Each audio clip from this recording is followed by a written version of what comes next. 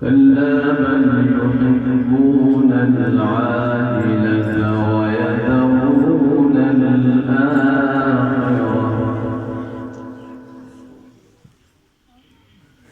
وجوه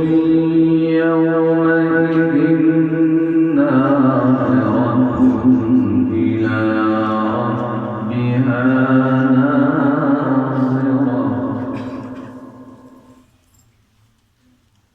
ووجوه يومئذ باسرة